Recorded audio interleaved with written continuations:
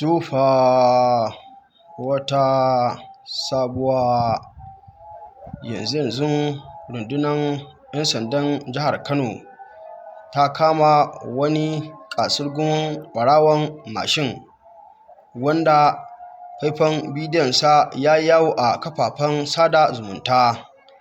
Idan ba ku manta ba, kwana biyu da suka gabata aka ga wani faifan bidiyo yana yawo inda wasu mutane guda biyu suka zo akan wani mashin suka tsaya a ƙofar wani gida, inda ɗaya daga cikinsu ya shiga ya buɗe kan mashin, daga nan sai ya fito, sai kuma ɗaya ya je ya hau wannan mashin, inda ɗaya ya yi gabas ɗaya ya yi yamma, wanda dai a taƙaice suka tafi da wannan mashin da suka sace. To sai dai kuma daga baya lallai mai mashin ɗin ya sa cigiyarsa a kafafen sada zumunta, inda ya ce lallai wa'innan mutane da aka gani an ɗauke su a cikin kyamara, to lallai a gidansa ne suka shiga suka ɗaukan masa mashin, wanda take yanke wannan labari ya karaɗe kafafen sada zumunta, wanda a halin da ake ciki lallai yanzu haka wannan ɓarawo ya zo hannu. Sai dai kamar yadda rundunar 'yan sandan jihar Kano ta bayyana, bayan ta kama wannan ɓarawo an tambaye shi shin ɗan wani gari ne, inda ya ce lallai shi ba ɗan jihar Kano ne ba, ya zo ne daga garin Maiduguri. Sannan kuma yi ma 'yan sanda jawabi cewar lallai shi magidanci ne, wanda kuma a baya da yana da sana'a, to amma kuma yau da gobe wannan sana'an ya ga bai samun kuɗi sosai, daga nan ne kuma ya yanke shawara inda ya shiga wannan muguwar sana'a na sace mashinan mutane. Sai dai shi yanzu asirinsa ya tuni ne bayan sun ɗauke wancan roba a gidan wani bawan Allah, sai kuma yanzu suka gamu da wani ɗan acaɓa wanda shi ma a ƙarke suka haɗa mishi wani wayo, inda suka ƙwace mashin ɗinsa. To bayan sun sace wannan mashin ɗin ɗan acaɓa ne, lalle kamar yadda ya faɗa ya biyo hanya, to a ƙarke kuma sai ya samu hatsari inda ya ture wani yaro. To bayan ya ture wannan yaron ne su kuma mutanen anguwa suka ga cewar lalle ba su yarda da shi ba, tunda ganin irin gudun da yake yi suna zargin cewa lalle ƙila mashin ɗin na sata ne. Sai kuma gashi lalle abin da mutanen nan suka yi zargi ya zama gaskiya, wanda take yanke suka mika shi hannun rundunar 'yan sandan jihar Kano. To bayan kuma an kai shi daga nan 'yan sanda suka fara gudanar da bincike. To a ƙarke dai ana cikin wannan bincike sai gashi asalin mai mashin ɗin ya zo gurin 'yan sanda, inda ya bayyana cewa lalle mashin ɗinsa ne suka sace, wanda kuma a ƙarke da 'yan sanda suna ƙoƙarin ma su sallame shi ne, tunda dama an yi hatsari ne kuma ana tunanin cewar kuskure ne, tunda abin ya zo da sauƙi. Duk da shi kanshi ɓarawon kamar yadda ya bayyana lalle kanshi ya fashe sosai, kuma lokacin ma da za a yi mishi ɗinki a asibiti lalle sai da jama'a suka rirriƙe shi saboda gurin lalle ya ji mummunan ciwo. To ka duba ka gani yanzu wannan bawan Allah gashi dai ya ce shekarun shi 40, kamar shi yadda yake dan shekaru 40 ya kamata yanzu a ci a rayuwa ya taimaki kansa da kansa kafin wani ya taimake sa. Shine ita rayuwa, idan kana sana'a yau kana samu, sai aka wayi gari Allah ya jarabe ka kaga baka samu a wannan sana'a, zaka iya canza wata sana'a, domin ita kamar da malamai suke faɗa, ita ƙasar Allah tana da yawa. Yanzu kowa san a arewacin Najeriya bamu da wani matsala wanda ya wuce irin wannan matsalan na ɓarayi, inda ko da wani lokaci zaka ga suna yin garkuwa da mutane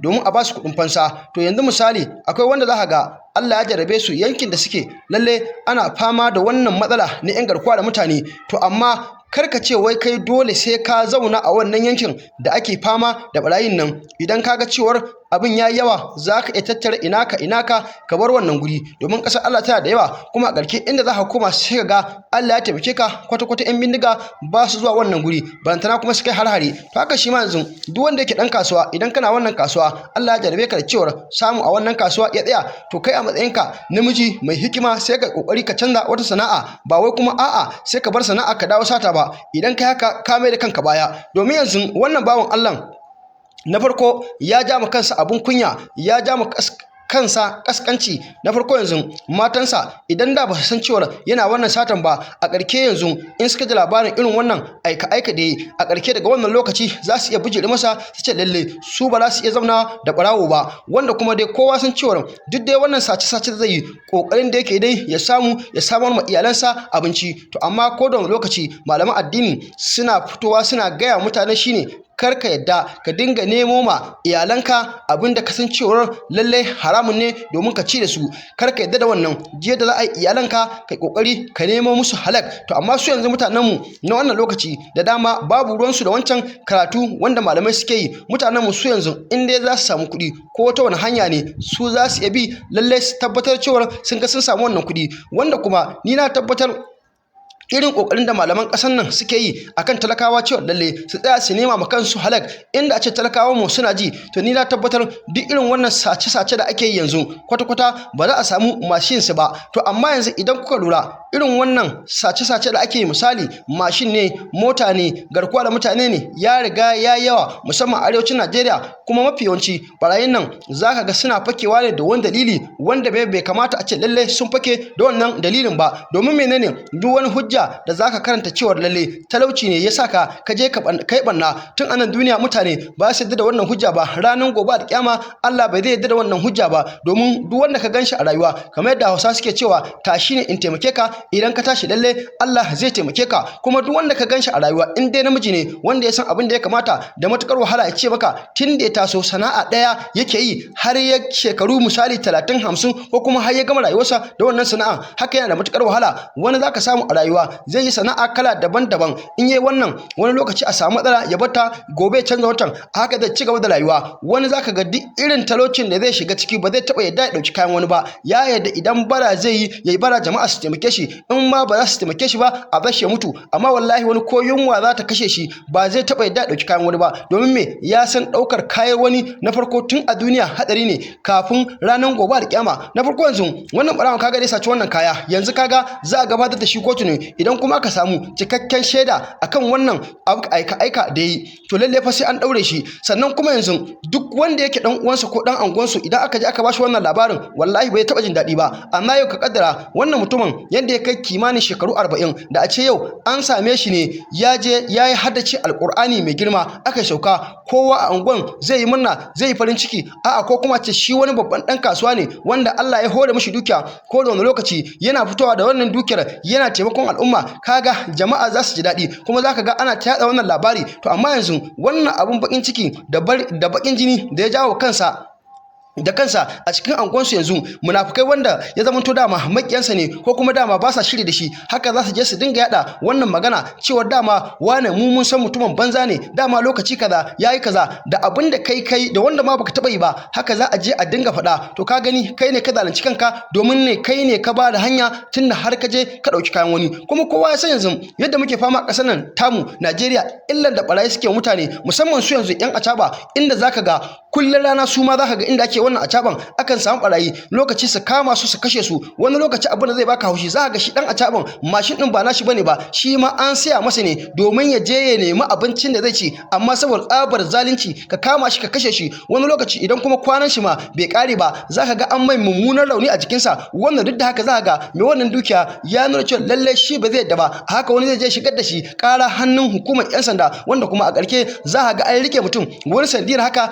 za a kai shi gidan yari. Kuma wannan magana da muke faɗa da dama wanda bai taba zuwa gidan yari ziyara ba zai san haka ba, amma idan tsautsayi ya sa lallai ka shiga gidan yari ka yi bincike, in dai garin ana acaba to za ka samu yan acaba wanda tsautsayi ya riga ya faɗa musu irin haka, barayi su kwace mashin a hannunsu, wanda kuma wannan mashin din ba nasu bane ba, masu kuma dukiyar sun nuna cewa lallai sai an biya su, ba za su yafiya ba, wanda sandiyar haka za ka je ka tadda mutum an kai shi gidan yari, wani an ɗeba mai shekara 2, wani an ɗeba mai shekara 3, ya dai danganta da iya abin da aka ɗeba maka. Tunda za ka ga wani ma mai dukiyar ma za ka nemi cewar ma in kana da rabin kuɗi yan uwanka su karo a bashi rabin kuɗi ya yi haƙuri, sauran ka biya shi a hankali, amma wallahi zai nuna kwata-kwata shi bai yadda ba, sai an biya shi kuɗin shi gaba ɗaya. Saboda menene? Yana son kawai tozarta ka, yana son ya wulakanta ka, wanda kuma ya kamata mu ma ko da wani lokaci a matsayin ka kai na wanda Allah ya yi ma arziki, kuma wannan mutumin da ka ɗauki dukiya ka ɗauka ka bashi aka samu kuskure irin wannan, to karfa idan kai rufe, tunda kaga ba shine ya maka satan nan ba, lallai sai ka duba gaba sai ka duba baya,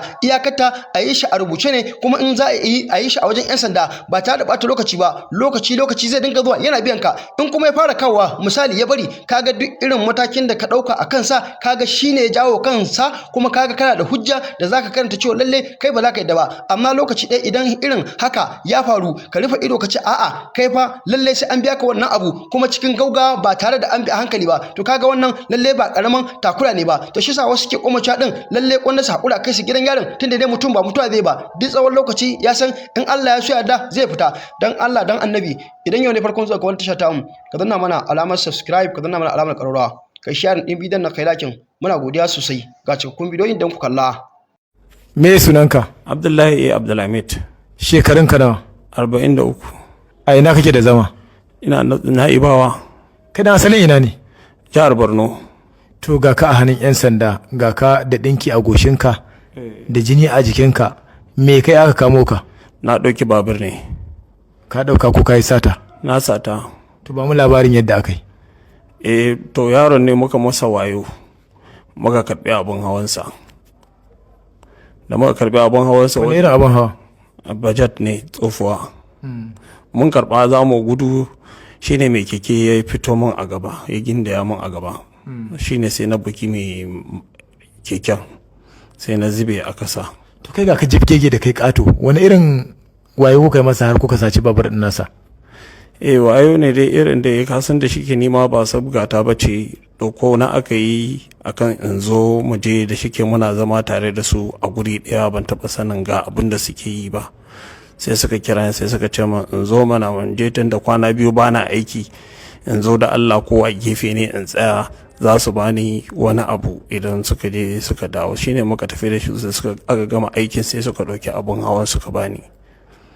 To da aka baka ya akai? Da aka haɓa ne sai suka hau guda nasu suna tafiya, sai suka ce min hau wannan.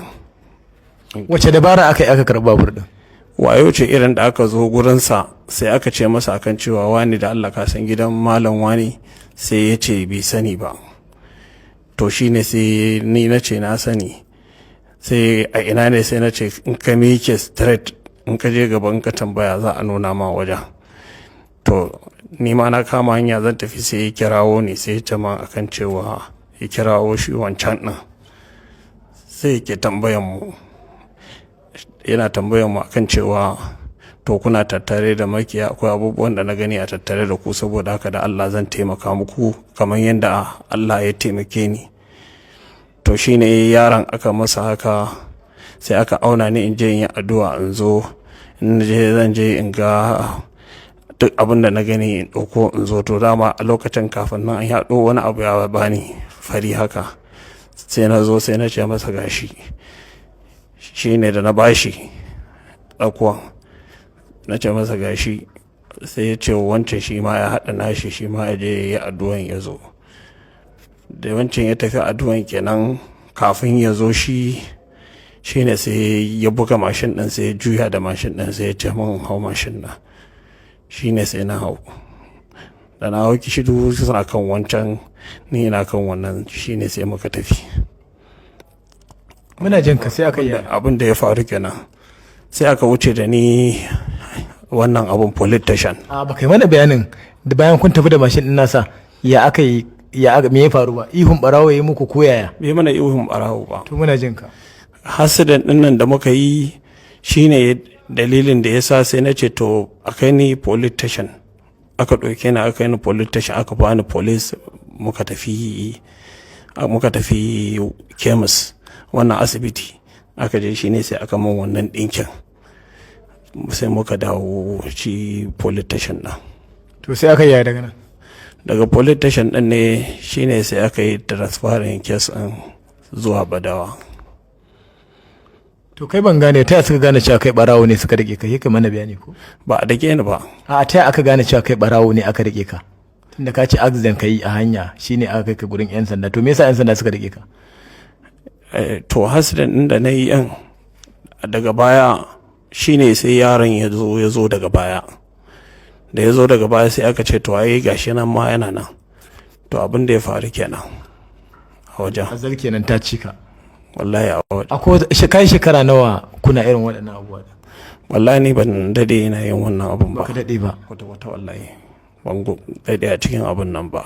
Kwata. Ka ce ka da asali ina ne? Ɗan jihar Borno ne. To me kaka Kano? Wallahi aiki ne ya kawo na aikin walla. Ina aikin kamfani. To kai me yasa kana da aikin ka watsar ka dawo sata? Wallahi rayuwa ce da shike aikin ne, sai yanzu na a wata ɗaya ma ban yi wani aikin komai ba. to dama akwai wani mai shayi haka irin muna zama haka wani lokaci tare da su, to shine dalilin da ya sa kenan har ya zama na ga wannan. Yanzu haka da aka kama ka ko shakka babu, duk da gahi nan ma tun daga duniya ka fara ganin dare kana satar gahi nan kai accident har ka fasa kanka gahi nan ya daddaure ka aka yi maka dinki, ko shakka babu za a gurfanar da kai a gaban kotu na wannan sata da kai, kuma alhamdulillah ga babur an samu shi. Akwai wata dama da kake yi? Gaskiya na yi nadama, na tuba kuma ga Allah, wannan abun ba zan sake ba har abadan abada, na tuba. Wannan daga baya kenan. Wallahi. Me jan hankalinka ga matasa ko in ce magidanta? Kai ba yaro bane, matan ka nawa? Ni mata na 2 ne. Yaran ka nawa? Yara na 6 ne. To wani jan hankali zaka wa magidanta irin ku wanda suka kashe zuciyarsu da neman kayan mutane? Gaskiya duk mai yi hakura ya bari, domin ba harka ne mai kyau ba. Ni da na shiga wannan abun a yanzu na yi da na sanin yan wannan abun, domin ina tuba ga Ubangiji. Akwai wani cifkeke da aka gani a CCTV, mutane da yawa sun dauka cewa kai ne, kuma mun nuna maka shi. Gaskiya ba ni bane, kwata-kwata wallahi ba ni bane. To amma kai ma ga ka kato kuma, ko to irin ku ne kuka fi mutuwar zuciya kenan? Ba wai haka bane, ka san komai da inda aka ce ga Allah ya riga da ya shirya. Ya shirya bayan kai ka shirya kai, wa ya shirya zuwa sata ba kai bane? Gaskiya ne, haka ne. Allah ya kiyaye. Amin.